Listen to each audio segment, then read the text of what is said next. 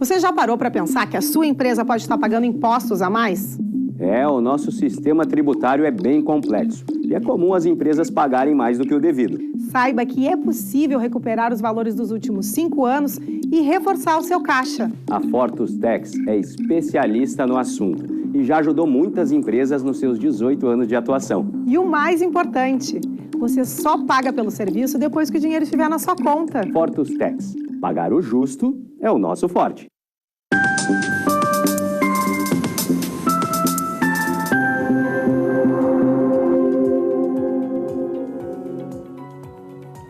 Olá, estamos começando agora o programa Papo Certo, com minha apresentação, Amanda de Oliveira e de João Custódio. Sejam bem-vindos, estamos aqui de segunda a sexta às 8h30 da noite para falar sobre as diversas áreas do direito, economia, empreendedorismo e política. E o papo de hoje é imobiliário e o tema, como evitar conflitos em condomínios. Estamos recebendo a diretora de condomínios da Guarida, Cristiane Olson. Muito obrigado pela presença no papo de hoje. Obrigada, João. Obrigada, Amanda, pelo convite. É uma satisfação estar aqui com vocês, conversando sobre esse assunto que é tão pujante, que é a vida em condomínio e os conflitos.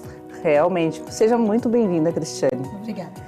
E você de casa já pode saber mais sobre esse tema enviando a sua pergunta ou comentário através do nosso WhatsApp, que aparece aí na tela. Afinal de contas, em condomínios acontecem muitos casos de família. Fique aí que já estamos voltando.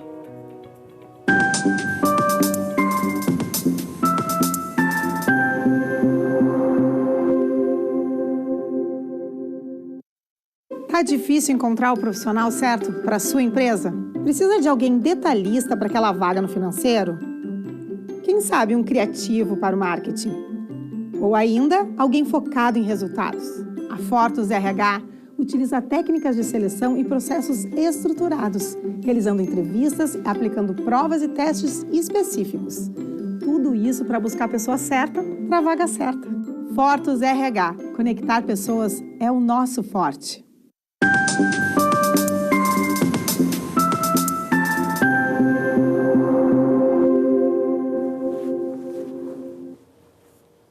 Estamos de volta com o Papo Certo e não se esqueçam que também estamos transmitindo o programa pelo YouTube e pelo Facebook.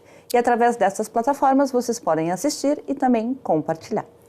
Bom, começando pela nossa primeira pergunta da noite, Cristiane, qual o percentual de pessoas que vivem em condomínios no Brasil hoje? João, 1/3 da população, 68 milhões de pessoas hoje vivem em condomínios. E eu acho que se a gente botar essa conta para capitais ou região metropolitana das principais cidades do Brasil, acho que o número pode ser maior ainda, né? Com certeza, a concentração é ainda maior. As pessoas migraram para os condomínios, para sua segurança. Então, com certeza, essa concentração ainda fica maior. Eu acho que quem não mora, trabalha em condomínio. Com certeza. E os dois, né? Moram em condomínio e também trabalham em condomínio. E aí, ali no prédio, a gente tem nosso escritório, na Carlos Gomes, temos uma torre residencial e uma torre comercial com interesses completamente diferentes. Nem tem conflitos quase. Com certeza. Imagina. Cris, quais são os serviços que um condomínio necessita para estar de acordo, então, com as leis e as regras? Amanda, cada vez é mais complexo, né? Os condomínios hoje, eles não são uma pessoa jurídica, mas são equivalentes, porque eles têm que atender a todos os regramentos. Então, eles têm regramento fiscal, tributário, trabalhista, gestão de conflitos, pagadoria, cobrança, jurídico, legislação, requisitos legais, são diversas legislações que um condomínio precisa cumprir, de seguro, manutenção, que são regramentos legais. Então, cada vez mais é mais complexo para gerir e para atender todas as legislações, enfim, todos os aspectos que compõem um condomínio. Creio que isso mude realmente a cada ano mais. Não é como antigamente, que há 50, 60 anos atrás era somente um síndico no condomínio e seja o que Deus quiser. Com certeza, nós vemos a cada ano, né? Nós tivemos agora recentemente, há poucos anos, a implantação do e-social, que gerou um aspecto de obrigatoriedade e celeridade em relação a todas as questões trabalhistas, né, que precisam ser declaradas. Agora, nós tivemos a aplicação de novas fiscalizações e legislações tributárias, então REINF, tivemos que passar a cumprir novas, então anualmente nós somos envolvidos e o condomínio tem mais obrigações legais para estar atendendo, para que esteja totalmente regular. Eu acho também que tem condomínios menores, com uma complexidade um pouco menor, mas tem condomínios muito grandes. Aqui no Partenon, onde eu moro, tem um condomínio que tem mais de 1.000 unidades condominiais, né? E às vezes o orçamento de um condomínio é muitas vezes superior a de muitas empresas. O faturamento que uns movimentam mensalmente algo em torno de R$1 milhão mês. Sim, temos inclusive na nossa administração condomínios com mais de 1.000 economias e condomínios realmente pequenos com 10, 5 economias. E o que nós vemos realmente são condomínios que chegam a ter uma movimentação maior do que um pequeno município. Até população, se pegar esse condomínio ali de casa, até temos 4.000 moradores, tem muitas cidades que não têm 2.000 habitantes. Ah, realmente. Bom, Cristiane, na Guarida, vocês administram mais condomínios residenciais, de casas ou apartamentos? E tem muita diferença entre eles? João, a Guarida, nós diversificamos e ampliamos o nosso portfólio, estamos na administração de condomínio já há 45 anos. Hoje somos líderes no Rio Grande do Sul em administração de condomínios e administramos 2.165 condomínios, né? E somos líder, inclusive, no Litoral Norte, inclusive abrimos agora recentemente uma agência em Torres e adquirimos uma carteira, hoje também já somos líderes também em Torres. Em respondendo a tua pergunta, a administração de condomínio, ela varia de acordo com a complexidade do tamanho, não tanto por ser vertical nem horizontal, mas sim pelo tamanho e a complexidade que o envolve. Nós temos na nossa carteira tanto condomínios comerciais quanto condomínios residenciais e os verticais e horizontais. Então muda a questão mais do tamanho que influencia mais. A complexidade acaba envolvendo, está relacionada ao tamanho, né? E também ao volume. Os condomínios clube, eles têm hoje uma exigência muito grande na gestão desses espaços, né? Isso também traz uma complexidade maior. Tem muitos condomínios que tem piscina, tem área de brinquedo, área de festas, enfim, academia. Espaço gourmet, beach tênis, quadra poliesportiva, nós temos de golfe, condomínios com área aquática, marina, então é uma diversidade muito grande hoje que congrega para que as pessoas permaneçam dentro do condomínio e aí exige que a gente consiga gerir tudo isso. São vários contratos e vários fornecedores, né? Sem dúvida. É bem complexo. E Cristiane, com as principais transformações sociais no pós-pandemia, quais foram, então, as consequências para a vida de quem vive em um condomínio? Amanda, a pandemia, ela trouxe uma consciência maior das pessoas para olhar para a sua moradia. Então, as pessoas não valoravam tanto a sua vida em condomínio, o que o condomínio oferecia, e passaram a perceber e qualificar o seu ambiente por essa disponibilidade de ter soluções que facilitem a vida em condomínio. Tanto que na pandemia, com toda a crise que ela gerou, nós não tivemos aumento de inadimplência, porque as pessoas deram muito valor para o seu ambiente. Por outro lado, ao fato delas estarem mais voltadas para usar desse espaço, também aumentaram os conflitos, por conta da convivência e das pessoas estarem, então, dentro do seu entendimento, cada um utilizando essas áreas de forma diversa. Agora também, por exemplo, após pandemia, algumas empresas já tinham antes o modelo de trabalho home office, o trabalho híbrido, né? E agora veio para ficar isso. Então as pessoas estão mais em casa também, né? Tem dias que está no escritório da empresa, outro dia está em casa.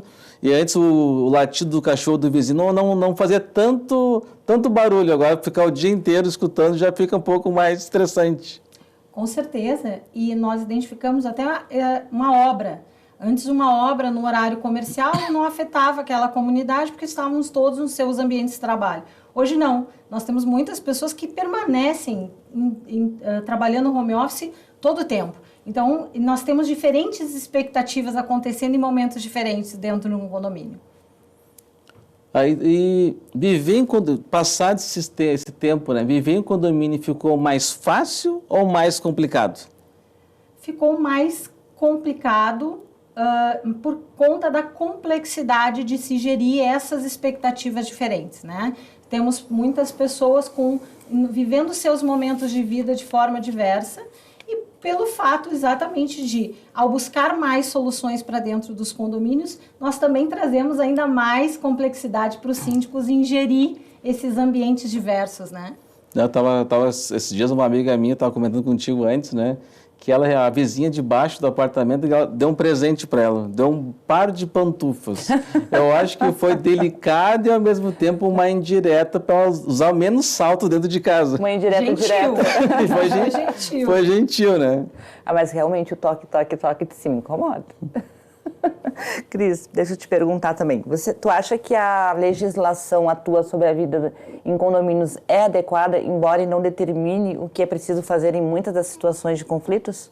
Amanda, a legislação, ela acontece sempre como uma resposta àquilo que já está estabelecido, a gente sabe, né? Então, de fato, a legislação ela não ampara a todas essas complexidades que se estabeleceram de uma forma muito rápida, principalmente advindo depois da pandemia.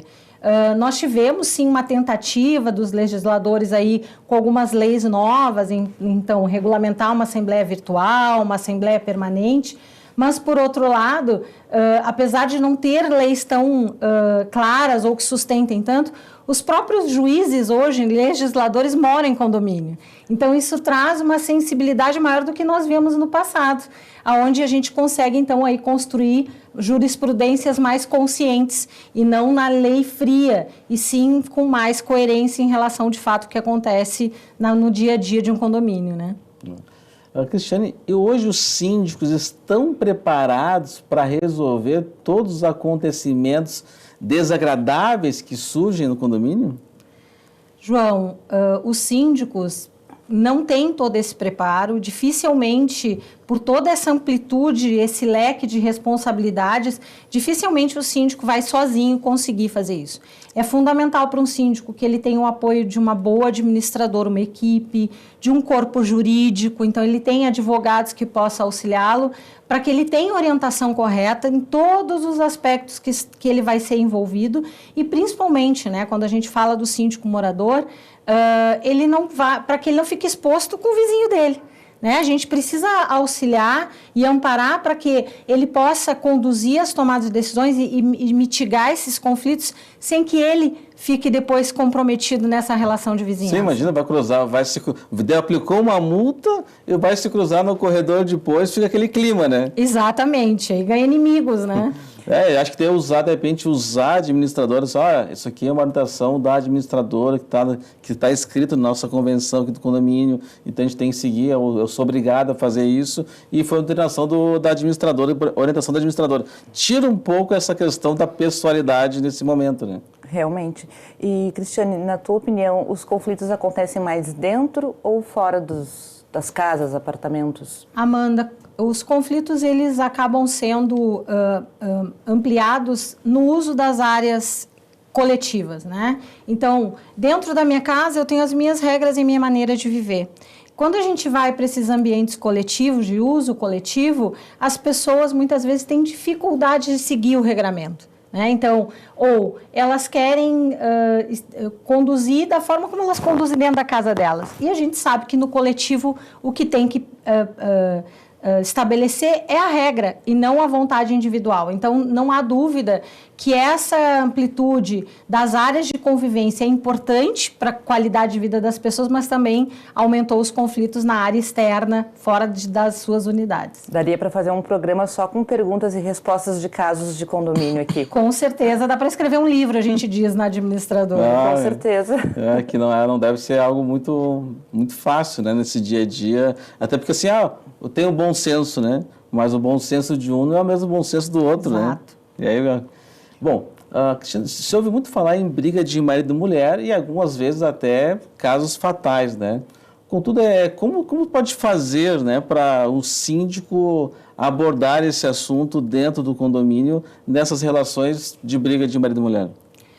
Muito importante, né? Não é mais uma questão do síndico querer ou não. Nós temos uma lei que determina que os condomínios são responsáveis e são obrigados a denunciar quando eles têm ciência e conhecimento de casos de violência.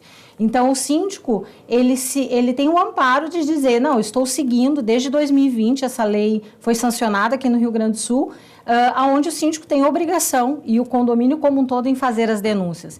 Então, inclusive de colocar nas áreas comuns sinalizações de que o condomínio é responsável exatamente por conta da própria pandemia, dos aumentos da identificação dessas violências dentro dos ambientes, foi sancionada essa lei para que o síndico, que é o agente que representa o condomínio, faça essa denúncia. Então, ele tem o amparo da lei para dizer, não, isso é minha responsabilidade, se eu não fizer essa denúncia, eu serei responsabilizado. E a lei ainda resguarda o sigilo. Mesmo que ele faça essa denúncia, lá na lei prevê que a figura dele não vai estar exposta exatamente para que ele não sofra nenhum tipo de represália nesse sentido. Que bom que faça, mas o problema é num condomínio muito pequeno, né? O cara já sabe quem pode ter pedido a denúncia, mas com certeza tem que se fazer a denúncia, porque às vezes os efeitos são fatais, às vezes. Né? Com certeza.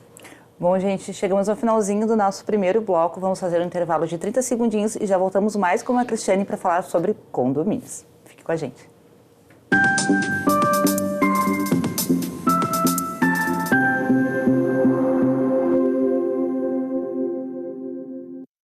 Em tempos de juros altos, margens reduzidas e incertezas, rever estratégias é fundamental para manter o seu negócio competitivo. Esse cenário exige planejamento e organização financeira. Nessas horas, qualquer ajuda é bem-vinda, mas a ajuda de um especialista é necessária. A Fortus Consulting conhece na prática e tem as soluções adequadas para cada situação. Fortus Consulting. Melhorar os seus resultados é o nosso forte.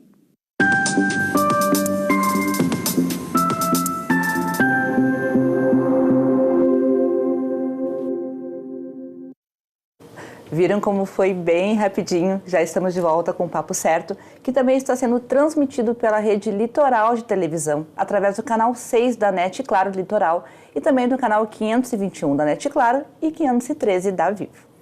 Bom, Cristiane, em caso de um proprietário agredir um condomínio, um funcionário do condomínio, né? Qual o procedimento que o síndico deve fazer? Muito importante, e nós temos situações vivenciadas, infelizmente, onde os moradores passam do limite e acabam, quando se sentem cerceados no seu entendimento do seu direito, que seja um porteiro que tem que restringir um acesso depois de um horário, já aconteceu agressão e a orientação é imediata, ocorrência policial. O condomínio deve, primeiramente, fazer o acionamento do regramento do registro com a polícia e aplicar as sanções que tem previsto em convenção. Aí, inclusive, a gente orienta que, em caso de reincidência, isso tem que ser levado para uma assembleia em pauta específica para que possam ser aplicadas sanções ainda mais fortes em relação a esse morador. Até porque o condomínio é responsável, né? Aquele funcionário é do condomínio, então é responsabilidade do condomínio que ele tenha sido agredido no exercício das suas funções. Eu acho que se o condômino estiver insatisfeito com o serviço de um prestador, ele tem que reclamar, não para a pessoa, mas sim para o síndico ou para a administradora, né? O que a gente vê na prática, muitas vezes, é que a reclamação deste morador é em detrimento do regramento do condomínio. Ele quer agir de uma forma que vai contra o interesse do coletivo ou contra a própria normativa do condomínio, e aí ele não se sente acolhido, porque não vai ser pelo síndico nem pelos demais moradores, e acaba agindo naquela ponta mais sensível, mais frágil. Então, assim, tem que se ser muito enérgico nessa tomada de ação, e a administradora tem um papel de amparo, e o corpo jurídico da administradora para auxiliar o síndico, e, de fato, o órgão mais importante de um condomínio é uma assembleia. Isso deve ser levado para a assembleia para que os demais moradores também decidam junto as sanções todas que têm que ser feitas em relação a esse morador. Sabe, eu acho, Cristiane, que às vezes quando alguém vai morar num condomínio novo, ou até nunca morou no condomínio, eu acho que tinha que ter algum momento de integração, de ler as regras do condomínio, para que a pessoa, daqui a pouco, até seja informada, né? De como é que ela tem que se comportar no condomínio. O que nós vemos muito, João, inclusive que nós disponibilizamos, nós temos uma plataforma onde todos os condomínios, o novo morador com troca de titularidade, nós disponibilizamos a convenção, o regimento interno. As pessoas não leem os regramentos do seu condomínio. Exatamente isso, as pessoas vão morar em condomínio, mas sequer se preocupam em olhar como é o funcionamento, quais são as regras, né? Das coisas mais simples. Como que funciona o recolhimento do lixo? Que horário eu posso usar a piscina? Então, isso faz com que a acabe infringindo ou não cumprindo pelo simples fato, muitas vezes, de sequer desconhecer o regramento do condomínio. Também, às vezes, a pessoa compra um apartamento em cima do salão de festas e reclama do barulho. Pô, mas vai ter problema. Ou a pessoa compra um apartamento bem na frente da piscina. Daí, domingo, só dá os barulhinhos do chuá e fica reclamando do barulho. Pois então, tem um condomínio que nós administramos que um juiz mora em cima do salão de festas.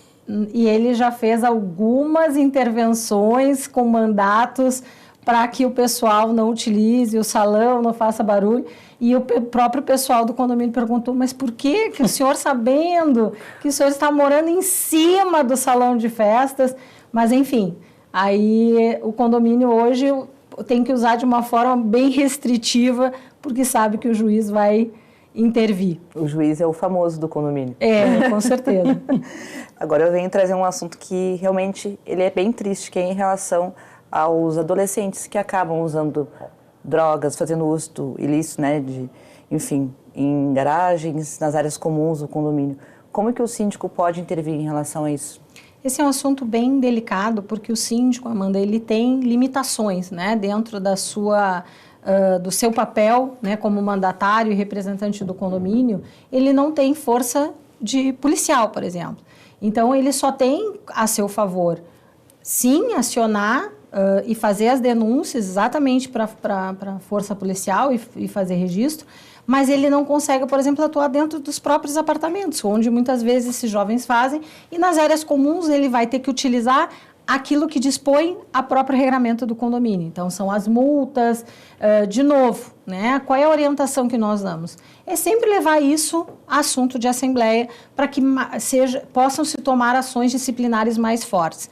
Mas, infelizmente, o que a gente vê é um esvaziamento da própria responsabilidade, que muitas vezes são dos pais ou da família, né? Não é do síndico essa responsabilidade. Mas, como ele é o representante dessa comunidade, muitas vezes fica a cargo dele de tomar atitudes, e aí a gente auxilia para que essas denúncias sejam feitas. E realmente é um caso bem delicado.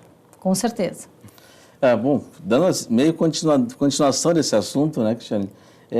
Aquela situação bem complicada, que é a exclusão daquelas pessoas, seja proprietárias ou locatárias, né, do condomínio, né? Há tão poucos casos na justiça em relação a isso, né? Isso é possível realmente, tirar uma pessoa excluir do condomínio, sendo que ela tem uma série de dificuldades de seguir o regramento do condomínio? A legislação, o próprio Código Civil prevê, né, o dito condômino antissocial. A dificuldade que a própria legislação, ela cria limitações e exigências para que tu possa fazer os ritos e para fazer a comprovação desse condômino antissocial. Primeiro, tu tem que ter uma construção de evidências para que tu encontre dentro do judiciário acolhimento para tirar ele do convívio do condomínio. Importante, ele não perde a propriedade, ele não perde a titularidade, ele continua dono daquela economia, mas ele não pode mais permanecer e fazer uso daquele espaço por conta de não cumprir. Então, é muito importante essa construção dessas evidências através de boletins de ocorrência, mas a própria legislação regra que para que tu aplique a sanção mais forte, tu tem que ter uma assembleia com 3/4 dos condôminos que aprovem. E quão difícil tu reunir um quórum tão amplo. Então, o que nós fazemos é construção com evidências, vídeos que possam denunciar e a reincidência dessas notificações. Mas sim, nós temos caso, inclusive temos caso dentro da administradora que se conseguiu tirar esse condômino não da sua unidade. Foi proibido que ele utilizasse as áreas comuns.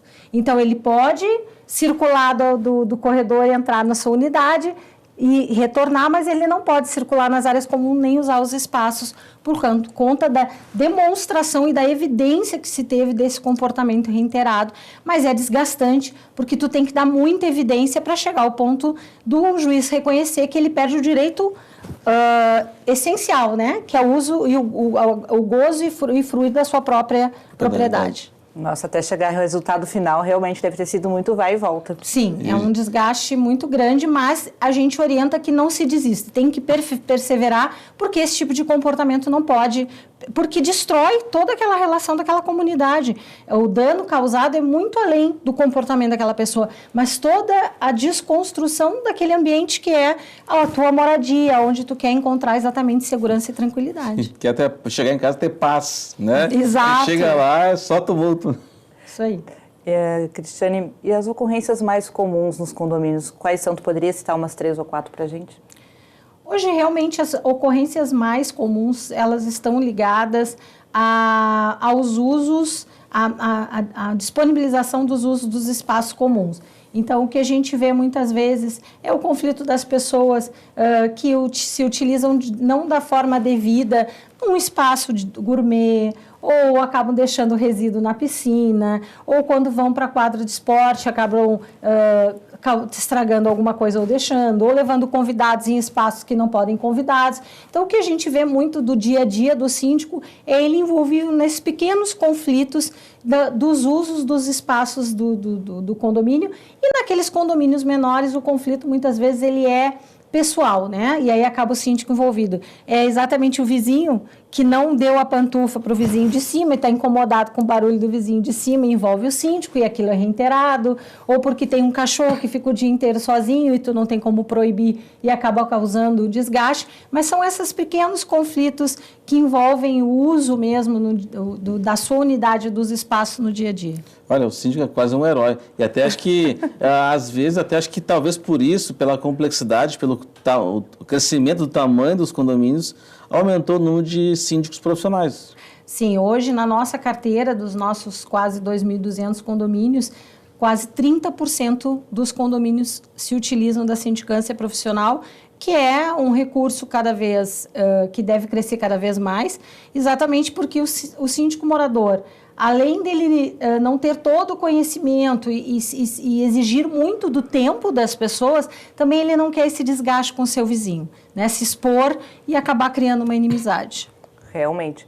E agora eu queria te pedir para te contar para a gente uns casos inusitados, assim, aqueles casos de família mesmo. Bom, Amanda, quem trabalha em condomínio a gente tem muito, assim, mas eu posso lembrar de um que não faz tanto tempo. Agora, no verão passado, nós temos uma área de ouvidoria e nós tivemos um registro no Reclame Aqui de uma moradora que ela reclamou que ela foi solicitado que ela fosse retirada, ela saísse da área da piscina que ela estava usando pelo funcionário do condomínio e que aquilo tinha sido totalmente desrespeitoso, que solicitaram que ela saísse. Nós fizemos contato e, para nossa surpresa, ela não era condômina, ela já tinha vendido o imóvel há algum tempo, mais de um ano, mas ela foi proprietária um dia, então ela achava muito justo que ela pudesse tomar banho de piscina no condomínio. E, inclusive, se achou e queria um retratamento do síndico, porque tirou ela das áreas comuns, o funcionário em nome do condomínio, porque ela estava usando da piscina, estava calor, e ela achou que era justo que ela usasse a piscina do imóvel, que já não era mais dela. Ela resolveu que queria tomar um sol e foi. Exatamente. Mas eu fico imaginando, essa sabedoria deve ter vários outros casos inusitados para compartilhar. Eu faria um programa só com os assuntos da ouvidoria. Com certeza, nós temos uma outra situação, porque o mais surpreendente é que as pessoas, elas se sentem ainda atingidas naquilo que elas entendem que é o direito delas. Nós tivemos um outro que também abriu um registro que o síndico, que o síndico não estava dando acesso para ele e ele, na verdade, estava correndo pelado e ameaçando o síndico que não quis mais falar com ele. Nossa. Mas são muitos assuntos. Então, tá convidada a voltar aqui no Papo Certo. Te agradeço muito, Cristina, a tua presença em nome de toda a nossa equipe. Obrigada, foi um prazer estar aqui com vocês. Então, agradecemos a nossa audiência, né? E convido a nos seguir nas redes sociais, Facebook, Instagram e TikTok. Então, chegamos ao final do programa. Segunda-feira, às 20h30, estamos de volta com o Papo Certo e estaremos aqui esperando todos vocês. Até lá!